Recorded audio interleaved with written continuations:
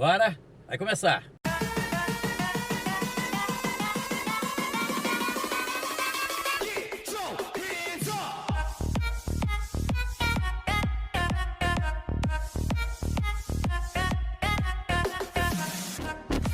Vamos seguindo com o nosso programa. A partir de agora, a Rede Brasil de televisão também com a gente. Você ligado na Mania, obrigado pelo carinho da audiência, hein? Você ligado aqui na GDS, Web Rádio Brasil. Nós estamos chegando aqui, já ultrapassamos, né? 153 mil ouvintes. Graças a Deus, a audiência é grande. Eu quero agradecer aí a participação de pessoas de outros estados do Brasil aqui na GDS, Web Rádio Brasil, com a gente, participando. Muito obrigado, turma, pelo carinho da audiência de todos vocês. Nós estamos falando de Cachoeiro de Itapemirim, cidade do sul do estado do Espírito Santo. Aqui, ó, a janela do estúdio você vê a casa onde nasceu o maior cantor do planeta, Roberto Carlos. Nasceu nessa casa aqui e viveu aqui até 13, 14 anos de idade. Aqui que o Roberto nasceu. Daqui que nós estamos falando, dessa cidade do sul do estado do Espírito Santo. No oferecimento de Cofrio, sabor a toda prova, melhor linguiça para o seu churrasco. É da Cofrio, temperada, suculenta, gostosa, é a melhor do Brasil. De Hospital Evangélico de Cachoeiro, que trabalha pela valorização da vida. Café Sossego é puro das montanhas do Espírito Santo. Selecionada à mão arábica, não tem conservantes. Caminho da Paz, 289-9916-3311. É o telefone, é o WhatsApp do Caminho da Paz, para você falar com esses profissionais do Caminho da Paz 24 horas por dia. Recebendo aqui no nosso programa Júnior Correia, Juninho Correia, vereador aqui em Cachoeiro de Itapemirim, é membro aqui do programa, participa aqui do programa toda semana, sempre com um tema diferente. Hoje nós vamos falar de um tema em que todo mundo acompanha, o mundo acompanha a guerra da Ucrânia. A influência dessa guerra na economia do Brasil. Estava vendo uma reportagem há cerca de 20 dias atrás, um mês, e a reportagem tratava o seguinte: como a guerra da Ucrânia interfere no preço do pastel. Aqui, você vai comer um pastelzinho, tá mais caro. Como é que interfere? Bem, esse é o nosso primeiro tema, nosso primeiro assunto aqui no programa. Júnior Correia, tudo bem com você? Bom. Prazer receber você mais uma vez aqui para a gente conversar um pouco. Sempre bom estar aqui no programa, sempre bom vir conversar com você sobre os diversos temas e com vocês aí da rádio, da televisão, sempre bom estar aqui. Antes da gente entrar na questão da economia, a influência da guerra na economia no Brasil, que guerra é essa? Por que está acontecendo essa guerra, Júnior? Então, essa guerra é uma guerra, historicamente, ela é uma guerra de influência, né? Uhum. A gente sabe que desde a União Soviética, desde a Guerra Fria, as relações mundiais dos países nunca mais foram as mesmas, né? Uhum. Antes disso, até da Primeira Guerra Mundial, os países eles eram muito mais independentes entre si, né? Se assim eu posso dizer. Os países eles não tinham tanta influência sobre outros, eles não buscavam tanta influência sobre outros. Na verdade, pouquíssimos países... Até porque era um outro momento em que a economia não era uma economia globalizada. Tão globalizada, não é? Era, mas não com esse tamanho. Poucos eram os casos. Por exemplo, porque o que acontece? Depois da Idade Média, e depois da Idade Média nós temos o movimento das grandes navegações. Uhum. Na verdade, um pouquinho depois, ali até o finalzinho da Idade Média, nós temos o movimento das grandes navegações, que começou primeiro com Portugal e Espanha, Inglaterra depois veio junto, Holanda, você já tinha a China que fazia muitas navegações e tal. Ali, naquele momento, começa uma globalização mundial. Uhum. Porque começa os países da Europa, por exemplo, terem um contato e uma relação comercial muito forte com países, por exemplo, lá do extremo Oriente Asiático, que antes não tinham. Uhum. Era tudo por terra. Então, dessa forma, a gente conseguiu ter uma relação comercial mais rápida para a época e maior. Então, a rede era muito maior. Tanto que nós temos muitos países da África, da Ásia, que falam ou que um dia falaram português. Uhum. porque Sim. Portugal conseguiu até colonizar alguns desses países. Moçambique, por exemplo, né? A própria Índia, Calcutá, onde a Madre Teresa ela nasceu, né? E cresceu, era uma região muito católica por conta dos portugueses. Havia ali muitas comunidades que falavam português. Então, bem... Aí, naturalmente, a partir desse momento, um vai criando uma dependência do outro. Isso, vai criando dependência econômica de outro. Sim. Aí vai chegando o século XX, mais ou menos. Século XX nós temos já a criação da dirigibilidade, do avião. Nós já temos um intercâmbio mais intenso, né? Porque é mais fácil você ir de um país para o outro. É mais fácil para a época, obviamente, né? Não era todo mundo que usava avião, essas coisas. Mas nós temos uma globalização maior. Com a globalização e o que essa economia mundial ajudou? Ela ajudou com que os países mais pobres pudessem gozar de uma economia com não só com países pobres vizinhos deles. Porque uma coisa pensa, você é um país pobre e em volta de você só tem país pobre. Aí você negocia com eles. Bom, um pobre negociando com um pobre não muda muito. Sim. Quando um pobre começa a negociar com um rico, tem exploração. Tudo bem, mas ao passo que também tem a moeda forte desse país rico. Sim. Essa moeda forte ajuda no desenvolvimento desse país pobre.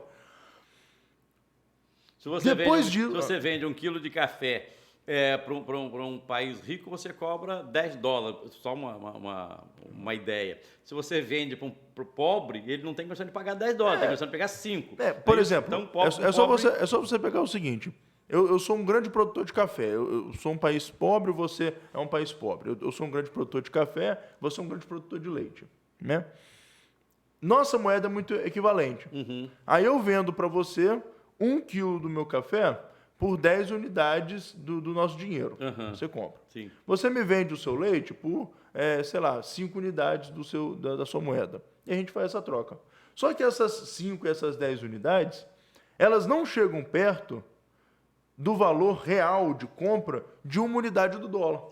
Sim. E aí eu consigo vender o meu café que eu vendo para você por 10, por, $3, que é muito maior do que os meus 10 dinheiro que eu tenho aqui. Então, isso ajudou os países. Beleza. Chegamos no momento em que os grandes países começaram a querer ter influência. Primeiro, Inglaterra. A Inglaterra ela queria ter influência sobre outros países para levar... ela não queria levar o desenvolvimento porque ela queria ajudar os outros países. Ela queria levar o desenvolvimento porque ela queria dinheiro. Os países iriam se desenvolver ao mesmo tempo que eles iriam pagar para o país. Sim. Então, a Inglaterra fez ferrovia no Brasil, fez ferrovia no mundo todo. Os Estados Unidos, no início do século XX, não era ninguém. Quando que os Estados Unidos começou a ser alguém? Ninguém fez esse investimento nessa área da ferrovia, por exemplo, porque é bonzinho, não. De interesse comercial. Tinha interesse comercial, obviamente. Os Estados Unidos, até o século XX, não era ninguém. Era um país como qualquer outro. Né? Tanto é que um pouquinho antes, 30, 40 anos antes, quando nosso Dom Pedro, foi para os Estados Unidos, havia um apelo de alguns americanos de que, anexasse a Flórida ao Brasil, de que os Estados Unidos fossem como o Brasil. O Brasil ele era a segunda maior economia do mundo, só perdia para a Inglaterra. A segunda maior frota marítima do mundo, só perdia para a Inglaterra. Né? Os Estados Unidos não eram lá essas coisas. Sim. Quando que os Estados Unidos cresceu? Depois da Primeira Guerra. A Europa se arrasou, os Estados Unidos, que era um país minimamente bem economicamente, ajudou a Europa, pronto, deu um boom. Com a Segunda Guerra Mundial, a mesma coisa. Europa arrasada, quem vem para poder ajudar? Os Estados Unidos. Aí que é o ponto que eu quero chegar.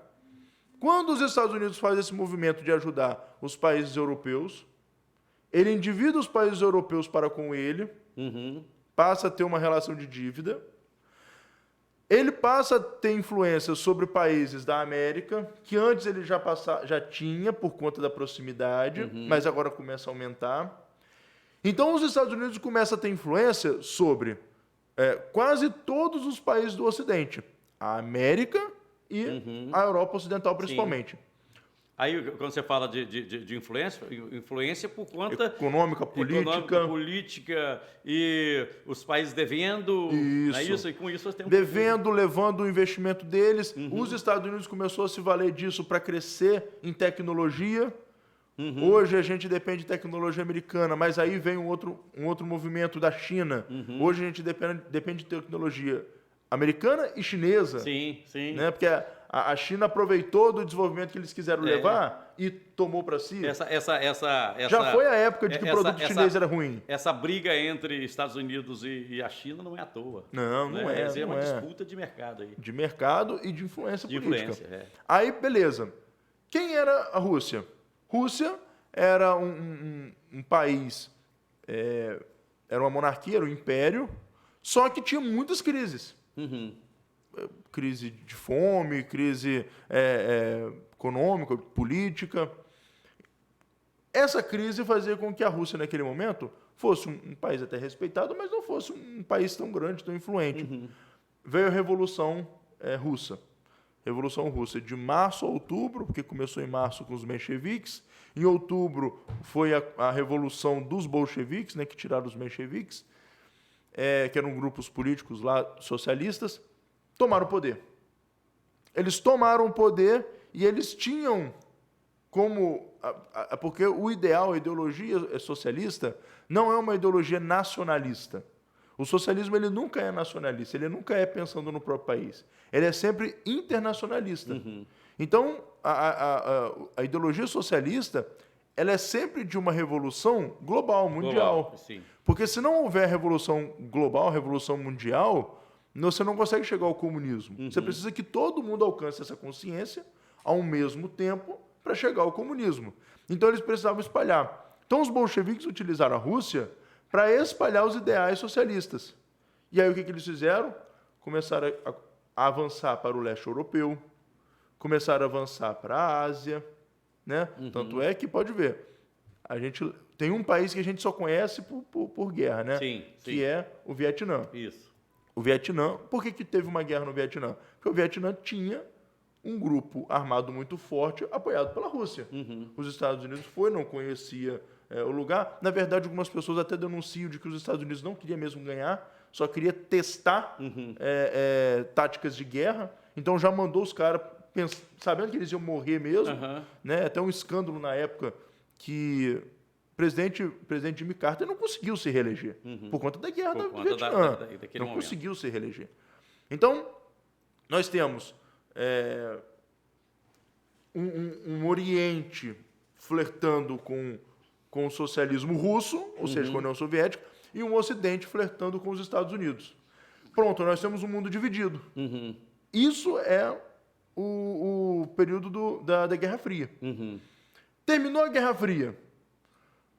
Esses dois blocos se desfazem, mas os países ainda passam a ter influência sobre outros países. Os Estados Unidos não acabam com a OTAN, que é uma parceria militar, né? Não acaba com a OTAN, que pega basicamente muitos países do Ocidente Europeu. A Rússia ela acaba com o seu aparato militar, mas tenta manter uma influência por conta da proximidade com o leste europeu. Só que aí acontece um problema, que é uma das coisas que começaram a gerar essa crise. Os Estados Unidos começam a avançar. O Trump, ele sabia que ele precisava de uma boa relação com a Rússia. Então, ele não avançou tanto. Já o Biden, na verdade... Quando você fala em avançou de que jeito? Avançou de que jeito? Vamos lá. O Trump ele tinha uma boa relação com a Rússia. Ele fazia negociações com a Rússia, mas não avançava militarmente para a Rússia. Ele travou. Ele parou ali antes da Polônia. O que o Biden fez? Isso é um ideal democrata. Os democratas fazem isso. Por uma questão de proteção, eles querem avançar. Mas, ao avançar, eles dão sinalização de guerra. O que eles avançaram? Eles chamaram a Ucrânia para poder fazer parte da OTAN. Poxa, a Rússia, ela nasceu da Ucrânia. A Ucrânia é um país vizinho... Deixa eu puxar um comercial e a gente volta dentro desse tema aqui, desse assunto, que é muito interessante para a gente primeiro entender essa guerra que está acontecendo e que mexe com o mundo todo e mexe com a nossa economia. Vamos falar disso depois do bloco comercial. Já, já.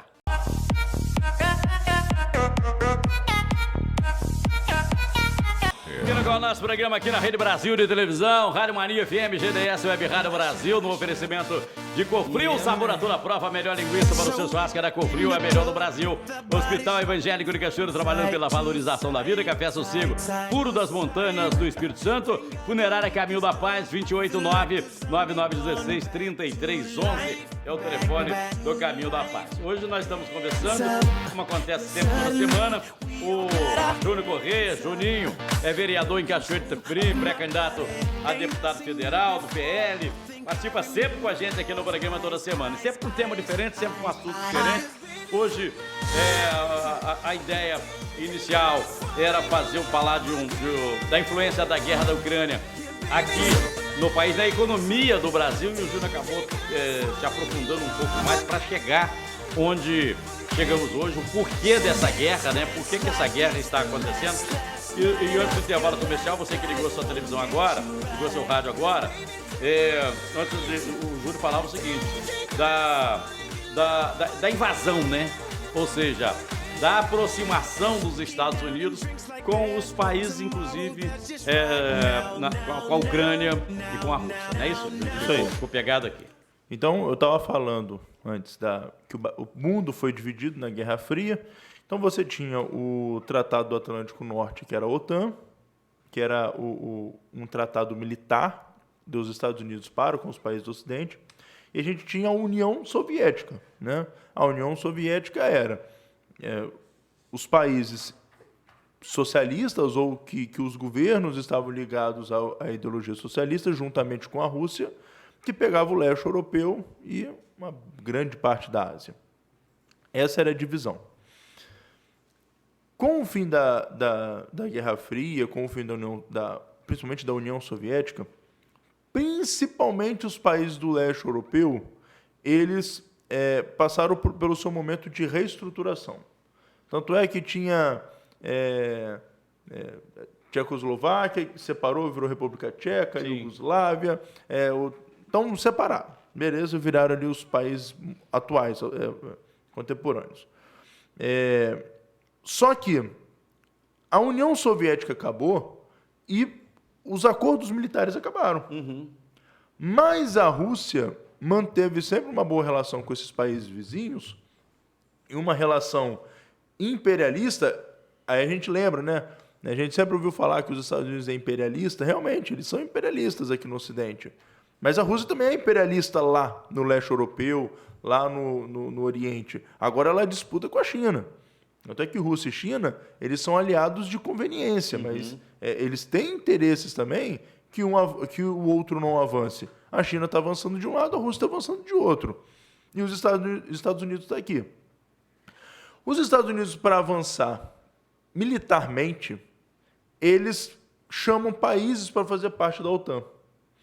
Eles começaram a chamar países que antigamente faziam parte da União Soviética. A Ucrânia foi um desses países. Sim, é onde entra essa guerra. Aonde entra a guerra. Por quê? A Rússia já tinha falado, não mexa com a Ucrânia. Lembra lá atrás, quando teve o problema da Crimeia, a crise da Crimeia? O que foi a crise da Crimeia? A Rússia, sem uma saída para o Mar Mediterrâneo, eles precisavam ter uma saída militar para o Mar Mediterrâneo. Eles precisavam ter um ponto estratégico para conseguir sair com suas bases marítimas, com seus navios. Ali eles tomam a Crimeia, que era um pedaço da Ucrânia. Numa canetada, o Putin anexa a Crimeia. E ninguém fez nada. Tanto, tamanha força do cara. Tomou a Crimeia. Quando os Estados Unidos começou a querer avançar para a Ucrânia, aí ele falou, bom, eu vou entender essa sinalização como sinalização de guerra. Eles querem avançar para a Rússia. Então, eles deram um ultimato para o presidente ucraniano. E estrategicamente, isso representa perigo para a Rússia. Representa. É igual aconteceu na época da Guerra Fria, que o único país ligado à União Soviética no Ocidente era Cuba. Quando a União Soviética colocou em Cuba bombas apontadas para a Flórida, apontadas para os Estados Unidos, ali nós tivemos o que a gente chama até hoje de crise nuclear. A crise nuclear no período da Guerra Fria, né? 1960 e alguma coisa. Eu lembro até que era o Papa João XXIII, que ele fez uma fala na rede de rádios, né? Ficou muito famosa a fala dele, pedindo paz e tal. Então ali houve uma tensão muito grande. Por quê? Você está invadindo o território de outro. Invadir o território de que jeito? Se você tem duas potências militares que têm interesses em avançar política e economicamente na influência em outros países, você sabe que existe um limite. Qual era o limite na Segunda Guerra Mundial para a Rússia? Polônia. A única coisa que a Rússia falou com Hitler foi: não invada a Polônia. Hitler invadiu a Polônia, a Rússia entrou na guerra. Agora foi a mesma coisa. A Rússia falou: não chame os países de vizinhos à Rússia, porque ele precisa desse cinturão para ser proteção para eles. Então, não avance na Ucrânia. O que os Estados Unidos fez? Avançou na Ucrânia. Avançou na Ucrânia, a Rússia, então, invadiu. Por quê? Passou a ser uma questão de soberania nacional. Eles precisavam mostrar para o mundo o seguinte: olha, não mexa com a gente. Então, a provocação fez a Rússia começar uma guerra com a Ucrânia. E aí, a gente até tem que ver essas questões também. Os Estados Unidos, que tanto instigou a guerra, o que os Estados Unidos hoje estão ajudando a Ucrânia? Abandonou praticamente. Só fornece armas. Na realidade... O único que ganha é a indústria armamentista. Além dos Estados Unidos, os países aliados, eles estão nessa guerra, mas eles não entraram nessa guerra para ganhar a guerra. Não é? A impressão que se tem é que eles entraram nessa guerra fornecendo algumas armas, e não armas o suficiente para que a Ucrânia possa guerrear de verdade, porque eu acho que a intenção é exatamente desgastar a Rússia. E tá tendo vai ter um problema ainda futuramente com isso. É justamente isso que você falou. Quem está ganhando com essa guerra são as indústrias armamentistas mundiais. Sim. E quem vai ganhar futuramente são os grupos guerrilheiros. Por quê? A indústria armamentista está fazendo armas de ponta, está vendendo para a Ucrânia, para os países mandarem para a Ucrânia, mas as armas de ponta não vão para a Ucrânia. Não vão, não. Elas são desviadas. Sim. Elas estão indo para a mão de milícias. Na Ucrânia chega o resto. Sim. Porque eles sabem que é uma guerra perdida, está mandando o resto. Infelizmente, a Ucrânia está sangrando por conta de um estímulo entre dois países que, em tese, a Ucrânia não tinha nada a ver. E essa guerra está... Aí vamos lá, para a crise mundial. Por que vai gerar essa crise mundial? Porque aí o Ocidente passou a querer retalhar a Rússia. A Rússia tem um trunfo na manga, que é o gás russo, que gera energia para a Europa. Né? A Alemanha ela é muito dependente. O que a Rússia, então, começou... Que as pessoas, às vezes, pensam, o gás é só o gás de cozinha. Não, o gás é o gás que movimenta... Na Europa, a matriz energética europeia, ela não é hidrelétrica como a nossa. Como a nossa aqui. Ela é energia fóssil, energia nuclear, por exemplo. A França, ela tem um pouco mais de conforto porque é energia nuclear. A Alemanha, não. A Alemanha ela é energia fóssil, ela tem que queimar. É só a gente imaginar o seguinte, imagina no Brasil... Termoelétrica. Se acaba a energia no Brasil, a indústria para e você não tem energia em casa, é disso que nós estamos falando. Então, o que acontece? Os Estados Unidos criando sanções contra a Rússia e a Rússia falando, tudo bem, o inverno está chegando, a Europa vai morrer de frio.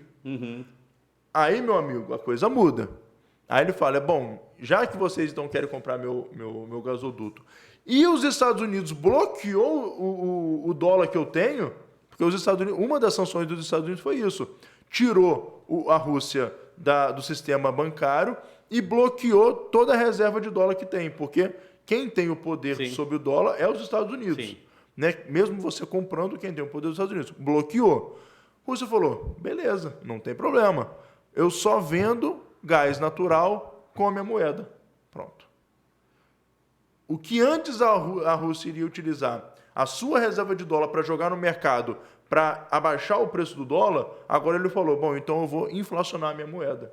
Quem quiser comprar gás vai ter que comprar na minha moeda. E aí os países europeus todos precisam comprar? Pronto, você gera uma crise. Você gera uma crise porque o dólar começa a cair, porque ele não cai porque as outras moedas valorizam, é porque o dólar começa a desvalorizar. E você tem uma valorização da moeda russa, você tem uma crise de produção, porque lembra o acordo que o Bolsonaro foi lá fazer para adubo, né? Começa a faltar no mundo porque os países envolvidos estão em guerra.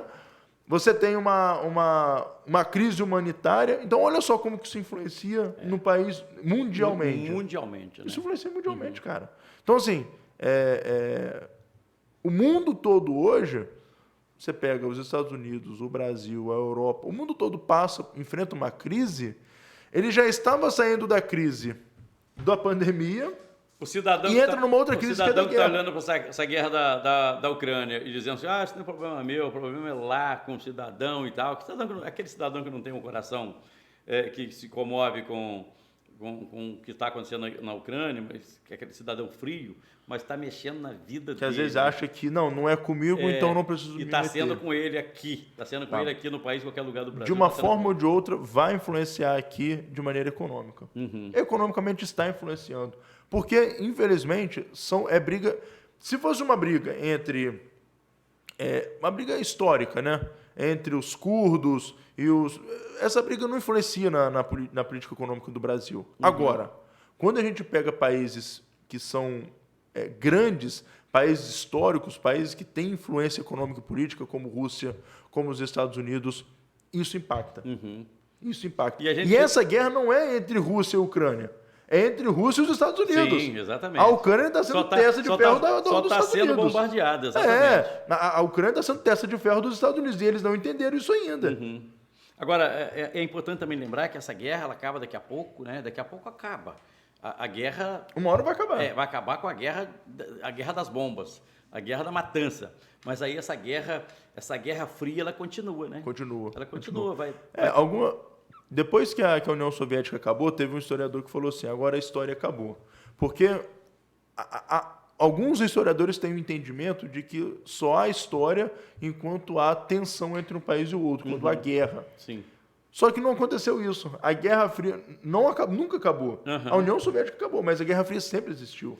Porque sempre existiram dois grupos políticos grandiosos lutando por influência. Meu amigo, obrigado por ter vindo aqui no programa. Bom demais. Clareou um monte de coisa, trouxe um monte de informações. Que bacana conversar com você aqui, amigo. Obrigado, tá? Um abraço para você. Obrigado a todos aí. Continue me acompanhando nas redes sociais, Júnior Correia ES.